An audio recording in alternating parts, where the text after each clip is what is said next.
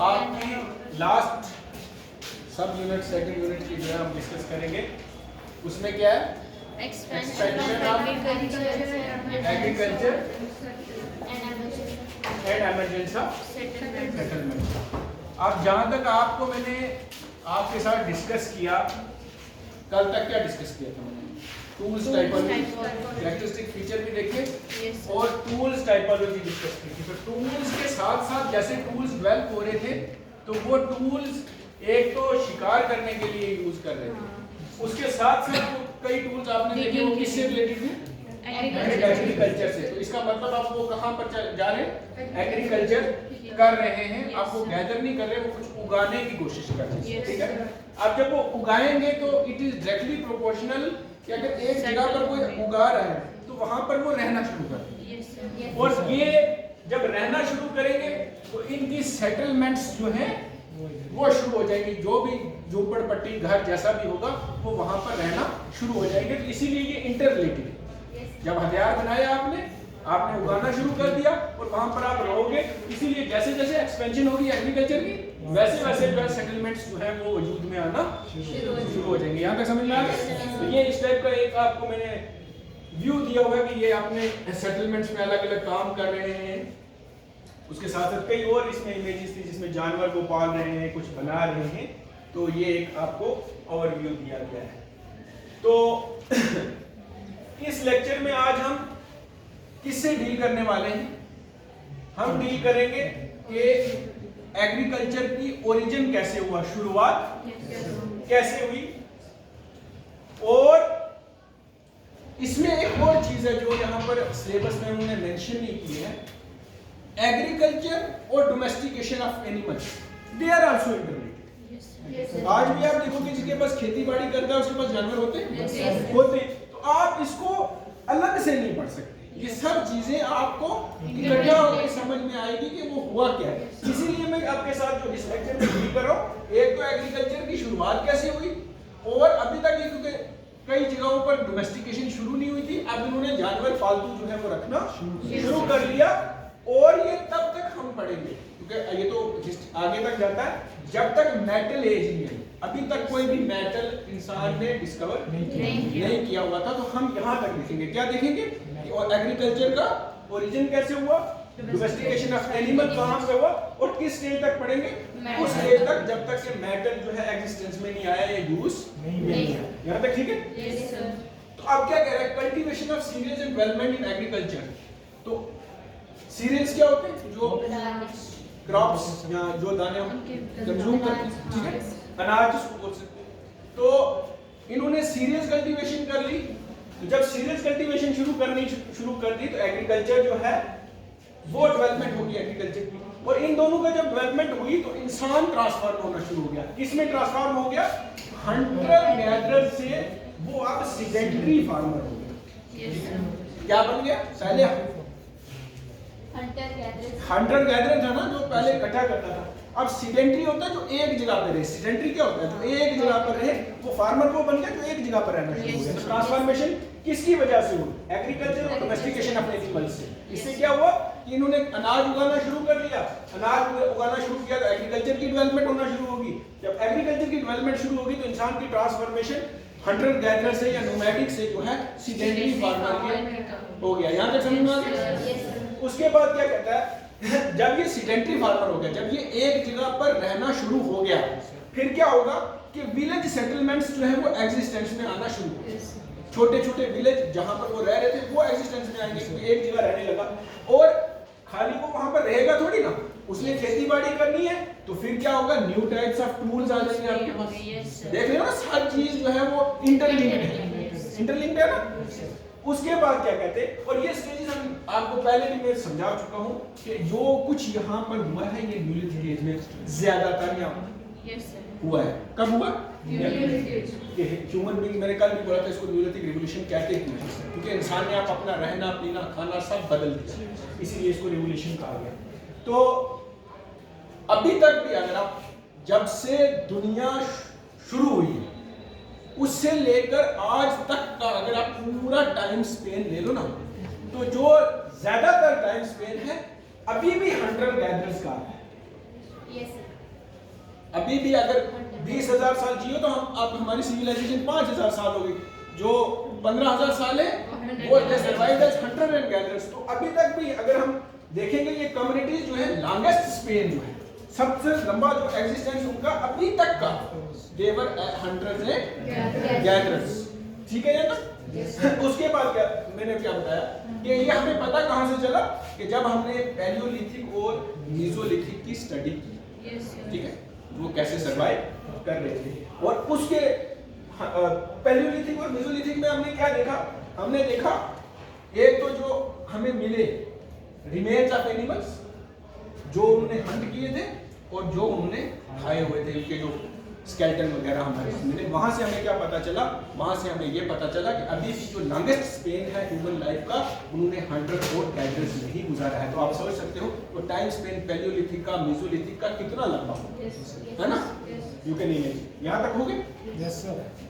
तो नेक्स्ट क्या कहते हैं, तो अब ह्यूमन कम्युनिटीज जो है ना, जो लोग हैं, जो इंसान है, वो एक नए स्टेज, कल्चर के एक नए स्टेज में एंटर करते हैं। और इस स्टेज में क्या होता है कि ये अभी तक पैलियोलिथिक मेसोलिथिक में they were totally dependent on nature for their survival. चाहे उनको हंटिंग करनी हो, चाहे उनको कोई गुफा में रहना हो, चाहे कुछ और करना हो, वो कहां पर पूरा नेचर पे जो है अभी तक डिपेंडेंट थे। कहां तक? पहला जो लॉन्गेस्ट स्पेन की बात कर रहा हूं मैं, पैलियोलिथिक मेसोलिथिक। लेकिन अब क्या हुआ, अब इन्होंने अपना अनाज खुद उगाना शुरू कर लिया। ठीक है, सीरियल क्रॉप लगाना शुरू कर ली। उसमें हमारे पास बहुत ओल्डेस्ट आती है बार्ले, वीट, राइस। और इसके साथ साथ उन्होंने जानवर को डोमेस्टिकेट करना शुरू कर लिया। ठीक है, और कई स्पीशीज ऑफ एनिमल्स, चाहे वो दूध के लिए हो, चाहे वो मीट के लिए हो, या फिर उनसे काम लेना हो, हार्नेसिंग देयर लेबर क्या होता है, उनसे काम लेना हो, तो उसके लिए जो है उन्होंने जानवर जो है वो पालना शुरू कर दिया। आज भी तीन ही के लिए होता है, मीट, मिल्क, या उसको सामान उठाने के लिए, किसी और काम के लिए, कल्टीवेशन में तो उसी के लिए किया जाता है। तो क्योंकि अब ह्यूमन का पूरा जो है वो मोड ऑफ लिविंग चेंज हो रहा है, तो ये हमें इसके साथ साथ हमें ये खाली यहाँ नहीं देखना, इसके साथ साथ हमारे पास new types of stone tools भी इमर्ज होते हैं। इसीलिए इनको न्यूलिथिक एज, न्यूलिथिक टूल्स बोलते हैं, मतलब न्यू टूल्स, न्यू एज, इसीलिए इसको नाम दिया गया है। और उसके बाद कह रहे हैं कि Neolithic tools and various aspects of human life associated with the stage when the tools were produced, तो to constitute the various elements of the stage of the culture in which Neolithic communities live। तो अब हमारे पास जो Neolithic communities हैं, हमारे पास अलग अलग elements जो है वो आना शुरू हो गए। और इन एलिमेंट्स में जो हम मोस्ट इंपॉर्टेंट एलिमेंट या मेन कैरेक्टरिस्टिक फीचर जो न्यूलिथिक एज का देते हैं, वो दो को देते हैं, domestication of plants and animals. अभी तक दोनों चीजें जो है आपके पास जंगली है, चाहे वो प्लांट्स है चाहे वो एनिमल है, लेकिन आप इन दोनों चीजों को इंसान क्या कोशिश कर रहा है कि उसको डोमेस्टिकेट कर दिया जाए। और ये आप टर्म लिखा है, टर्म है, टर्म जो है ये फर्स्ट ऑफ ऑल जो न्यूलिथिक जिसने रिवोल्यूशन कहा था, इसका नाम है सर जॉन लुकोक। ठीक है, ये कल भी बताया था मैंने। और इसकी एक किताब थी प्रीहिस्टोरिक टाइम्स, और ये कब पब्लिश हुई थी? 1865। इसने क्या कॉइन किया है टर्म न्यूलिथिक। और इसने क्यों किया ये टर्म, इसमें भी अलग अलग है। इसमें इस एज को न्यूलिथिक इसलिए बोला क्योंकि जितने भी स्टोन के इंप्लीमेंट्स, औजार हैं, वो ज्यादा स्किलफुली बनाए गए हैं, ज्यादा फॉर्म्स में है, वेराइड फॉर्म में है, और ऑफन जो है वो पॉलिश्ड किए हैं। तो इसने on the basis of tools जो है इसको न्यूलिथिक रिवोल्यूशन घोषित किया। ठीक है, उसके बाद अगर हम दूसरे की बात करें तो ये हमारे पास आर्कियोलॉजिस्ट है वी गोल्डन चाइल्ड, इसका आर्कियोलॉजी में बहुत कंट्रीब्यूशन है। ठीक है, तो इसने इनको इकट्ठा किया, न्यूलिथिक और चैल्कोलिथिक। इन कल्चर को उसने बोला इस कल्चर को हम न्यूलिथिक और चैल्कोलिथिक कहेंगे। और क्यों कहेंगे? क्योंकि अब आपके पास सेल्फ सफिशिएंट प्रोड्यूसिंग इकोनॉमी है। सेल्फ सफिशिएंट प्रोड्यूसिंग इकोनॉमी क्या हो? वो अपनी नीड्स खुद फुलफिल कर सके, किसी पे डिपेंडेंट नहीं। तो उसको कहते हैं सेल्फ सफिशिएंट प्रोड्यूसिंग इकोनॉमी। हमें जैसे विलेज इकोनॉमी का कंसेप्ट होता है, विलेज इकोनॉमी में होता है कि आप अभी भी अगर एक आदमी शहर में रह रहा है, दूसरा गांव में रह रहा है, तो आप देखोगे जो गांव का आदमी है उसकी नीड्स ज्यादातर वो खुद पूरी करता है, चाहे वो अनाज की हो, कुछ भी हो, दालें हो, दूसरी हो, बहुत कम होता है कि उसको डिपेंडेंट दूसरी चीज हो। लेकिन आप जब सिटीज में रहने आ जाते हो you are entirely dependent on others, है ना। तो यही बोल रहा है, उसको हम न्यूलिथिक चैल्कोलिथिक कल्चर कहते हैं। तो अब एक और है हमारे पास, उनको कहते हैं माइल्स बुर्किट। क्या कहते हैं? माइल्स बुर्किट कहता है कि न्यूलिथिक कल्चर को न्यूलिथिक कल्चर कहने के लिए आपके पास ये चीजें होनी चाहिए। आपके पास ये एक तो न्यूलिथिक कल्चर, आप उसी कल्चर को कह सकते हो जिसमें एग्रीकल्चर कर रहे हो, जहां पर प्रैक्टिस ऑफ एग्रीकल्चर हो रही हो। दूसरा, जहां पर जानवर आप पालतू रख रहे हो, ठीक है यार। तीसरा, जहां पर जो आप स्टोन टूल्स बना रहे हो उनकी ग्राइंडिंग भी होनी चाहिए और पॉलिशिंग भी होनी चाहिए, ठीक है।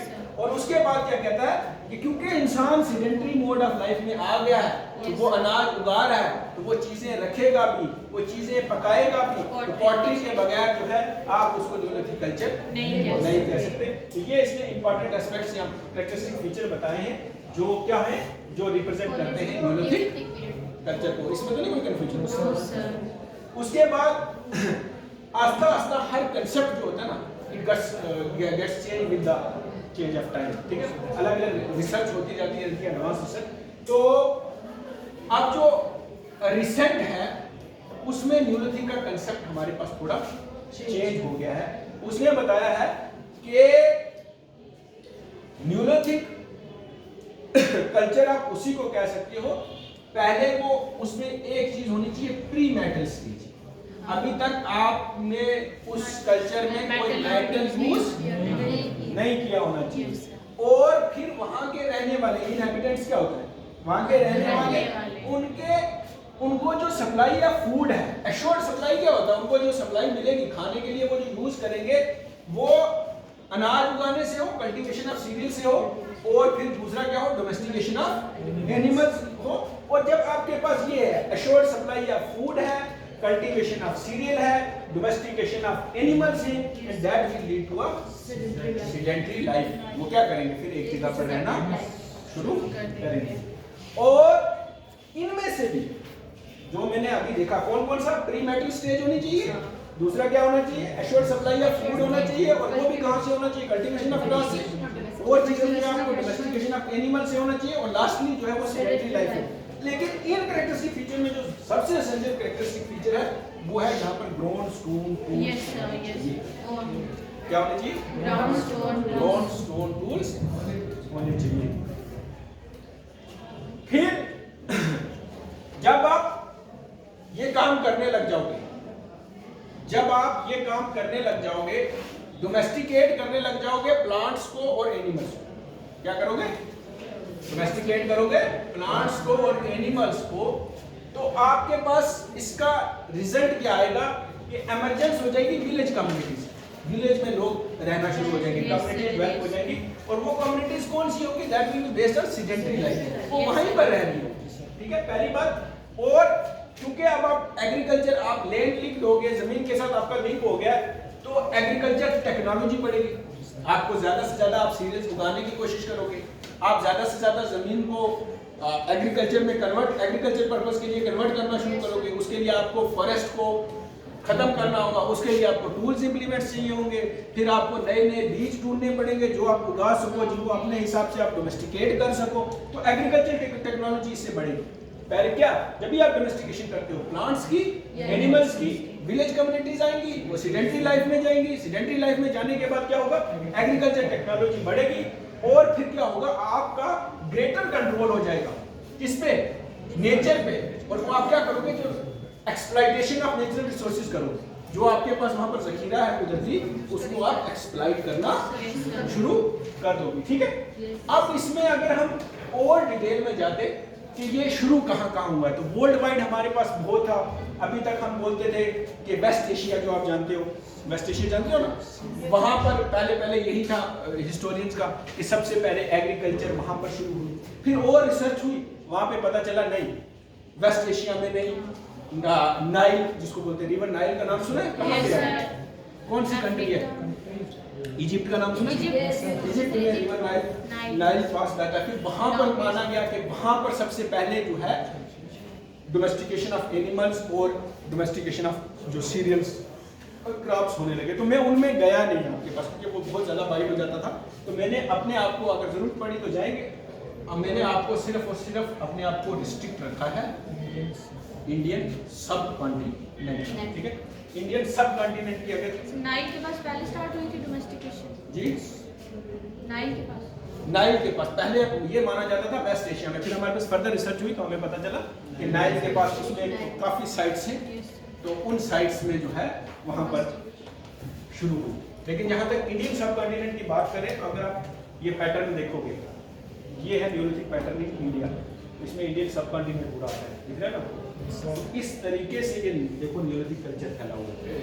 ये एक आपको ओवरव्यू के लिए है कि इतना जो है यहाँ से लेके, इसीलिए हमने इसको कई पार्ट्स में डिवाइड कर लिया है कि हम देखें कि वहाँ पर कैसे कैसे डोमेस्टिकेशन ऑफ क्रॉप्स या फिर एनिमल्स हुई। तो आपको एक ओवरव्यू होगा कि कितना फैला हुआ है, ठीक है? पूरा ऑलमोस्ट ओवर आता है सब। तो अब ये तो मैंने आपको पहले ही बताया कि डोमेस्टिकेशन ऑफ प्लांट्स और एनिमल्स इंडियन सब कॉन्टिनेंट में भी तभी शुरू हुआ होगा हुआ होगा। और फिर ग्रोन स्टोन एक्सिस को छोड़ के, ग्रोन स्टोन एक्सिस को हमने अलग से पढ़ा हुआ है, तो जो जहाँ तक न्यूलिथिक कल्चर जो है इंडियन सब कॉन्टिनेंट के हैं, तो हमने इनको फिर स्टडी करने के लिए, for the purpose of study, तो हमने इसको डिफरेंट टाइप्स में या on the basis of geography अलग अलग रीजन्स में जो है हमने इनको डिवाइड किया, ताकि हम इनका पढ़ सकें कि कैसे एमर्जेंस हुआ, ठीक है बच्चा? उसमें पहला हमने जो पोर्शन लिया वो north western region of Indian सब कॉन्टिनेंट। नॉर्थ वेस्टर्न, उसमें कौन सा एरिया आ गया? अफगानिस्तान और वेस्ट पाकिस्तान। और इसमें भी हमने जो कच्ची प्लेन्स है बलोचिस्तान को, इसमें हमें सबसे ज़्यादा साइट्स मिली, तो इसलिए हमने इसको रखा। ये एक हमने रीजन कौन सा जियोग्राफिकल डिवाइड कर लिया, नॉर्थ वेस्टर्न, जिसमें क्या आ गया? अफगानिस्तान, पाकिस्तान, और पाकिस्तान में भी कच्ची प्लेन्स ऑफ बलोचिस्तान। एक हमारे पास ये डिवीजन होगी। दूसरी होगी नॉर्दर्न रीजन, ठीक है? इस नॉर्दर्न रीजन में हमने जिसको कवर किया वो है कश्मीर, ठीक है? फिर हमने तीसरा किया साउथ ईस्टर्न यूपी, इसमें जो विंध्या के ओट क्रॉप्स हैं वो, और खासकर डिस्ट्रिक्ट ऑफ इलाहाबाद, जिसका योगी जी ने नाम कर दिया प्रयागराज, हाँ? तो साउथ ईस्टर्न यूपी में हम ये कवर करेंगे। और उसके बाद हमारे पास है मिर्जापुर, रेवा, सिद्धि, और ये बेलान वैली एक है, इसमें हम पर्टिकुलरली बेलान वैली में गए। ये भी एमपी, यूपी, इसके बॉर्डर्स में ये आता है, ठीक है? एक हमने ये किया। फिर उसके बाद हम थोड़ा ईस्टर्न चले गए, तो हमने उसको डिवाइड किया ज्योग्राफी के बेस पे मिड ईस्टर्न रीजन, और इसमें हमारे पास प्रेजेंट डे का अगर आप देखोगे तो नॉर्दर्न बिहार जो है उसको हमने कवर किया। उसके बाद हमारे पास आ गया नॉर्थ ईस्ट। जब भी आपके दिमाग में आएगा आपके पास वो असम वगैरह आना शुरू हो जाएगा, है ना? उसमें हमारे पास क्या आ गया? असम कवर कर रहा था, और जो उधर सब हिमालयन रीजन थे उसके साथ उनको कवर करना हमने अलग से किया। फिर सेंट्रल ईस्टर्न रीजन, ये आपको याद रखने पड़ेंगे, ठीक है? कि हमने ज्योग्राफी के बेस पे इनको डिवाइड किया। इसमें छोटा नागपुर प्लेट्यू है महाराष्ट्र में, और इसकी एक्सटेंशन जो है आगे उड़ीसा में और वेस्ट बंगाल में हमने जो है इसको अलग से डिवाइड किया है। और लास्ट है सदर्न रीजन, इसमें हमने किसको कवर किया है? Peninsular India. ये है हमने न्यूलिथिक में कल्चर में कैसे emergence of crops, agriculture, settlements, domestication of animals है। इसको समझने के लिए हमने इनको कितने पार्ट्स में डिवाइड कर दिया है? 8 पार्ट्स में, 8 पार्ट्स में। तो हम 8 पार्ट्स को 1 बाय 1, क्योंकि हर जगह इवनली नहीं हुआ कि हम एक बार लिख देंगे यहाँ पर ऐसा होगा फिर ना, अलग अलग हुआ, इसलिए हमने डिवाइड किया। यहाँ तक ये आपको समझ में आया? 8 पार्ट्स में डिवाइड किया हमने, 8 पार्ट्स में डिवाइड किया। तो आज हम कोशिश करेंगे अगर टाइम तो रहा तो नॉर्थ वेस्टर्न रीजन को हम कवर कर लें, ठीक है? तो ये मैंने पहले ही बता दिया, अफगानिस्तान और पाकिस्तान आता है इसमें। तो हमारे पास इस रीजन में अर्लीस्ट एविडेंस है व्हीट एंड बार्ले कल्टीवेशन। इसका कल्टीवेशन का हमारे पास व्हीट एंड बार्ले कल्टीवेशन। तो शुरू से बात करें तो नॉर्दर्न अफगानिस्तान में हमारे पास केव्स थी जो ऑक्युपाइड की थी हंटर्स और गैदरर्स से, जो आर्कियोलॉजिस्ट ने हमारे यहाँ पर डिस्कवर किए। और इन केव्स में हमारे पास जो हड्डियां मिली हैं वो वाइल्ड मिली हैं, चाहे वाइल्ड शीप हो, कैटल हो या गेट गोट हो, उनकी हड्डियां मिली हैं। मतलब वो पहले टाइम से यहाँ पर रह रहे, ठीक है? और फिर जब 7000 BC आता है इराक का, कौन सा 1000 BC, तो हम देखते हैं कि शीप और गोट जो हैं, जो कि अभी तक वाइल्ड हैं, दे वर डोमेस्टिकेटेड। ठीक है, वाइल्ड से हमने क्या किया, उनको डोमेस्टिकेट करना शुरू कर दिया। तो इसके बाद जो हम ये पढ़ रहे हैं सेंट्रल एशियन रीजन, तो इसमें इसको छोड़कर हमारे पास का आज का present day Punjab, Kashmir, west Pakistan, इसको भी हमने कवर किया हुआ, जो इस 7000 BC में शुरू हुआ। और इसके साथ साथ जो है, अगर हमने वर्ल्ड वाइड स्टडी की होगी तो इसके साथ आपको पता होगा ये तजाकिस्तान, उज्बेकिस्तान, ये जगहें, ये सब इसके अफगानिस्तान के साथ लिंक हैं। और कहते हैं कि ये जो वीट ब्रेड वगैरह है ये ओरिजिनेट बेसिकली उधर, ठीक है? उसके बाद कह रहा है कि एग्रीकल्चर और डोमेस्टिकेशन ऑफ एनिमल्स जो बलूचिस्तान में है, ये हमें आर्कियोलॉजिकल एक्सकवेशन में पता चला है। हमने खुदाई किया, वहाँ पे देखा है, तो हमें क्या पता चला है कि वहाँ पर क्या हो रहा है, डोमेस्टिकेशन ऑफ एनिमल्स और एग्रीकल्चर की बिगिनिंग शुरू हो गई, ठीक है? तो फिर इसमें भी जो हमने बोला था आपको, स्पेशली हम कच्ची प्लेन्स ऑफ बलूचिस्तान पढ़ेंगे। तो कच्ची प्लेन्स ऑफ बलूचिस्तान में इसलिए शुरू हो गया बहुत जल्दी क्योंकि उस जगह में सेवरल एडवांटेजेस थी, उस जगह में सेवरल एडवांटेजेस थी। उसमें ये एडवांटेजेस थी कि वो बड़ा कच्ची प्लेन्स है, तो वो बड़ा फर्टाइल एरिया था। क्या था? फर्टाइल एरिया था। ये जो साइड पे है ये बैरन रेंजेस हैं, तो साइड पे इसके बैरन रेंजेस हैं, लेकिन अंदर ये वैली है, तो वैली में क्या है, फर्टाइल ओलिवियम। तो एल्वियम आपको साइल पता है, बेस्ट साइल होती है। तो फिर इसके साथ साथ जो है यहाँ पर पेरिनियल रिवर सिस्टम है। पेरिनियल रिवर सिस्टम तो दरिया साल चलता रहेगा, और इससे क्या होगा, इरिगेशन जो है वो उसके लिए इजी हो जाएगी। तो जब इरिगेशन इजी हो जाएगी तो वो उस लैंड पे वेजिटेशन ग्रो कर सकते हैं। तो दैट इज व्हाई, क्योंकि आपका वहां पर जो नेचर है वो भी सपोर्ट कर रहा था कि आप वहां पर एग्रीकल्चर कर पाए। एक तो आपके पास साइल फर्टाइल थी, दूसरा क्या था, पेरिनियल रिवर था, आप इरिगेशन करके वहां पर उगा सकते थे। तो वो सब इकोलॉजिकल जो है। और इसमें जो हमारे पास सबसे इंपॉर्टेंट जो साइट है जो हम पढ़ेंगे उसको बोलते हैं मेहरगढ़। ठीक है, ये तकरीबन आजकल क्वेटा से 150 किलोमीटर दूर है। इस साइट को हम पढ़ेंगे ताकि हमें पता चले कि नॉर्थ वेस्ट अफगानिस्तान में क्या क्या। तो यहाँ पर हमें पता चला लॉन्ग कल्चरल हिस्ट्री, मतलब एक दुनिया आई है, रही है और खत्म हुई है। Pre pottery neolithic to mature Harappan period. Pre pottery मतलब अभी तक पोट्री का बनी ही नहीं है, वहां से लेकर जब हमारे पास मैच्योर हड़प्पन पीरियड आ जा रहा है वहां तक वो सिविलाइजेशंस, वो कल्चर्स, वो डेवलप होते गए हैं। उसकी इतनी लंबी हिस्ट्री है मेहरगढ़, इसीलिए मेहरगढ़ जो है वो बहुत इंपॉर्टेंट साइट। ठीक है। और न्यूलिथिक की बात करें, अगर हम अपने आप को रिस्ट्रिक्ट कर दें न्यूलिथिक तक, तो दो टाइप्स फेजेस में जो है हम इसको मेहरगढ़ को क्लासिफाई कर रहे हैं। क्या कर रहे हैं? क्लासिफाई। एक कर रहे हैं वो टाइम जब पोट्री अभी डिस्कवर नहीं हुई थी, और दूसरा लेटर फेज, मतलब उसकी बाद बाद में में हो discover गई। होगी।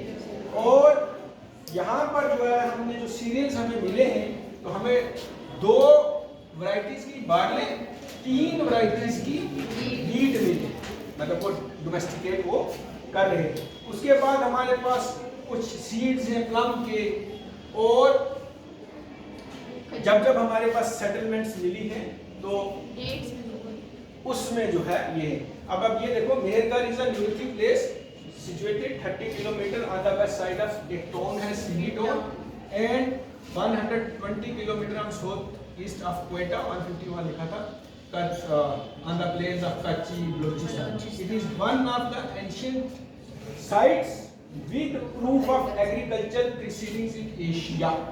ठीक है, इसीलिए ये हमारे पास बहुत इंपॉर्टेंट है। Confirmation of farming and herding that has been founded in this place. इस चीज की confirmation हुई है, फार्मिंग की और जानवरों को रखने की, हर्डिंग बोलते हैं इसको।